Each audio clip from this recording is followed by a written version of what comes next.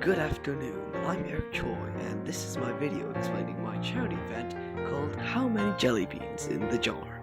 The name of this project probably already explains it, but to be brief, this project is about raising money for a charity event by allowing students to guess the amount of jelly beans in the jar.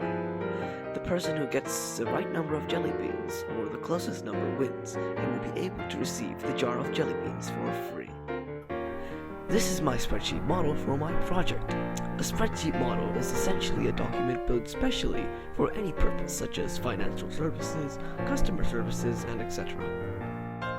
As you can see, if I change the data of a cell, the number of this other cell changes. This is because I've used cell reference. My spreadsheet appears as a grid, and each row has its own number, and each column has its own letter. This labeling of rows and columns is used to give each cell a cell reference. A cell reference can be used in a formula so that Excel can find values or data that I want that formula to calculate.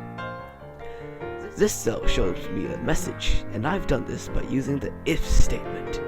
The if statement is one of the most popular functions in Excel, and it's just like a yes or no question. The if statement allows me to make logical comparisons between a value and what I expect. If something is true, then do something. Otherwise, do something else. Simple. This cell changes color, and quite obviously, green equals good, yellow equals okay, and red equals bad. I've done this with conditional formatting. Conditional formatting is a tool that allows me to apply formats to a cell and have that formatting change depending on the value of the cell or the value of the formula. For example, I can have a cell appear green only when the value of the cell is greater than 100. That was my explanation of my charity event. I hope you've enjoyed it. Thank you.